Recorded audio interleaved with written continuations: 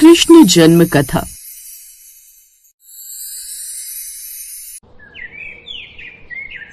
राजा उग्रसेन मथुरा के राजा थे। उनके पुत्र का नाम कंस और पुत्री का नाम देवकी था।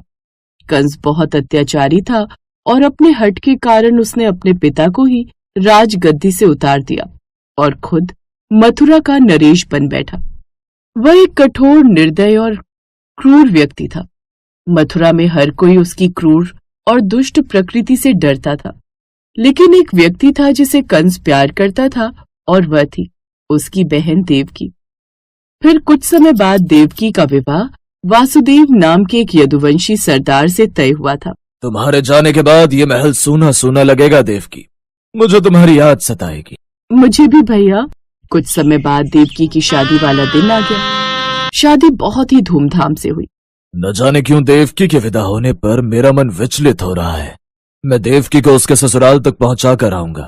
विवाह के बाद कंस अपनी प्यारी बहन देवकी और बहनोई वासुदेव को उसके ससुराल पहुंचाने जा रहा था।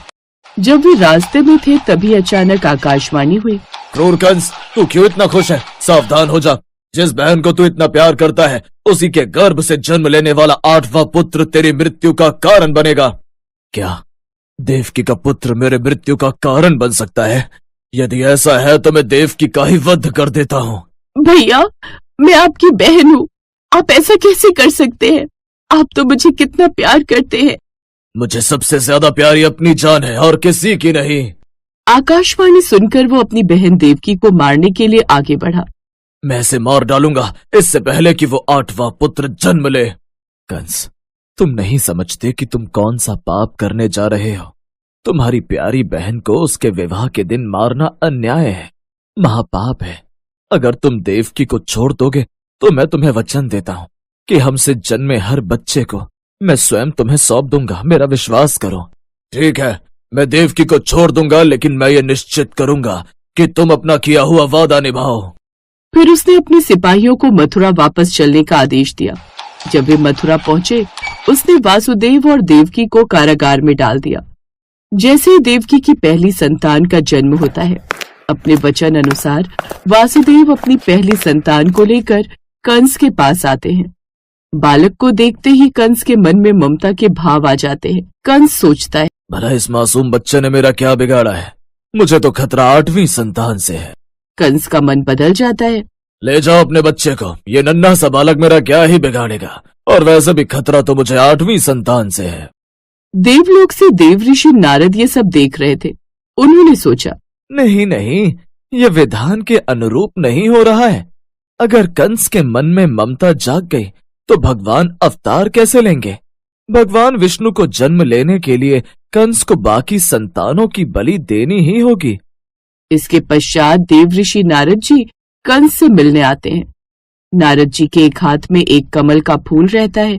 कंस, मुझे ये बताना, इस फूल की पहली पत्ती कौन सी है और 8वीं पत्ती कौन सी है? इसकी तो हर पत्ती पहली और हर पत्ती 8वीं है। वही मैं भी कहना चाहता हूँ। तुम्हें क्या पता उस आकाशवाणी ने कैसी गिनती कराई हो? ऐसा भी तो हो सकता है इस कमल के फूल की तरह पहली संतान ही 8वीं संतान हो। ये सुनकर कंस कारागार में जाता है। कंस ने देवकी से बच्चा छीन लिया और उसके पैरों को पकड़ लिया और फिर उसने उसे जमीन पर पटक दिया। वो बच्चा उसी क्षण मर गया। इसके बाद कंस ने 7 बच्चों को भी इसी तरह मार डाला। समय बीतता गया। देवकी 8वीं बार गर्भवती हुई। क्या मेरी आने वाली संतान भी मारी जाएगी?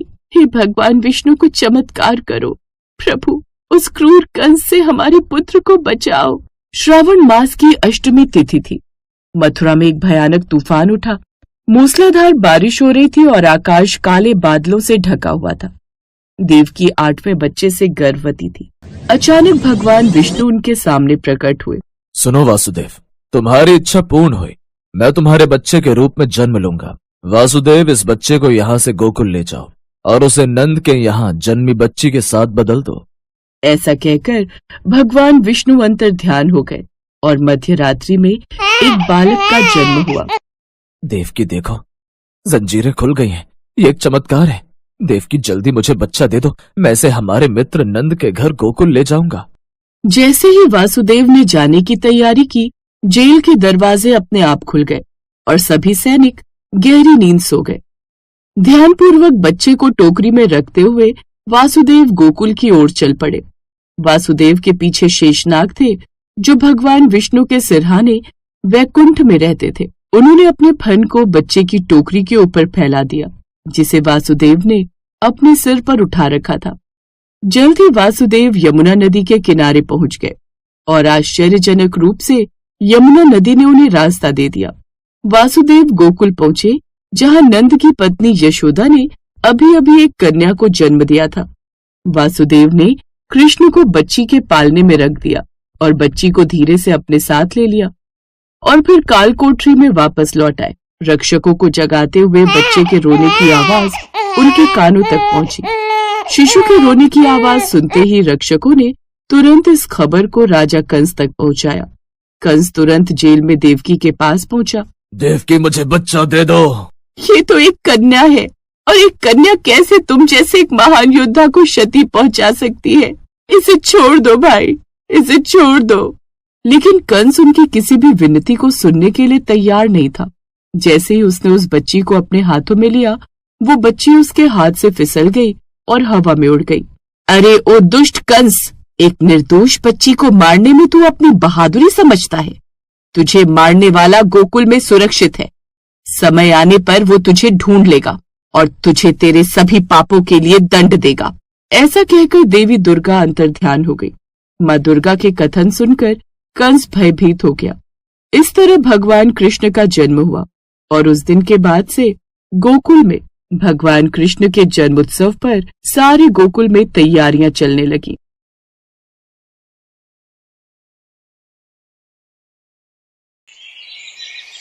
श्री कृष्ण की बाल लीलाओं से जुड़े कई रोचक किस्से हैं। ऐसा ही एक किस्सा है कालिया नाग का। श्री कृष्ण ने अपनी लीला से उसका घमंड चूर चूर कर दिया था। ये बात तब की है जब यशोदा के लल्ला कन्हैया गोकुल में रहा करते थे। गोकुल के पास ही यमुना नदी बहती है। एक बार यमुना को कालिया नाग ने अपना घर बना लिया और नदी के पानी को अपने विष से जहरीला कर दिया। उस पानी को पीकर पशु पक्षी और गांव के लोग मरने लगे थे। श्री कृष्ण को ये बात पता चल गई और वो कालिया नाग तक पहुंचने की योजना बनाने लगे। एक दिन वो अपने सभी मित्रों के साथ खेलते खेलते यमुना नदी के किनारे पहुंच गए और जानबूझकर गेंद को यमुना की ओर फेंकने लगे। कान्हा, तुम बार बार गेंद को यमुना की ओर क्यों फेंक रहे हो?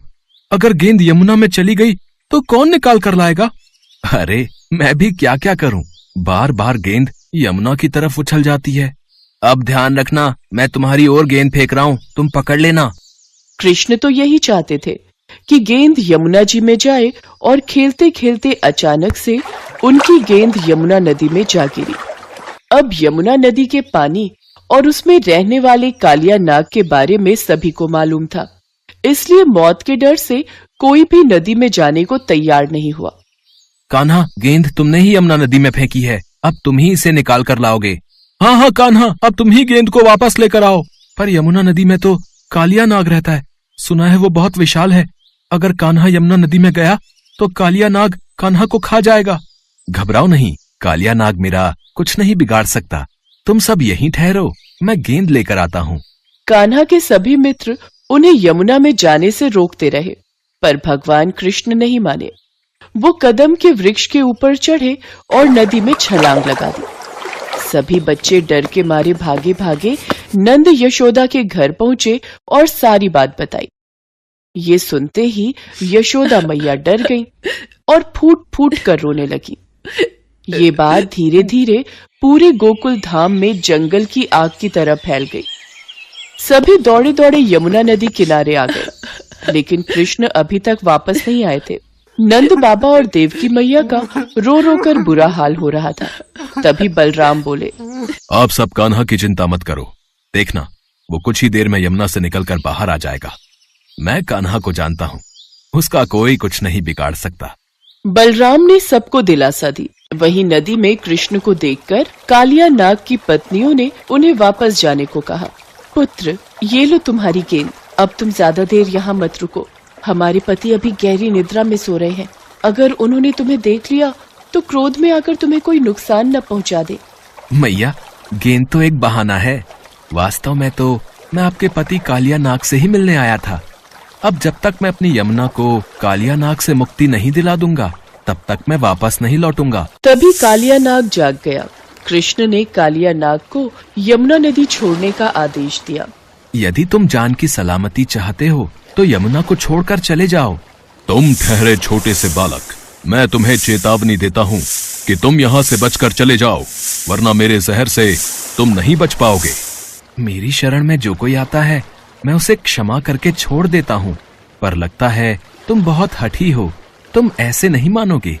कृष्ण और कालिया नाग की जोरदार लड़ाई हुई, जिससे सभी देवी देवता भी भयभीत हो गए। काफी समय तक भगवान कृष्ण और कालिया नाग में युद्ध चलता रहा। यमुना तट पर नंद बाबा और यशोदा मैया के साथ सभी गोकुलवासी यमुना की ओर नजरें टिकाए रो रहे थे।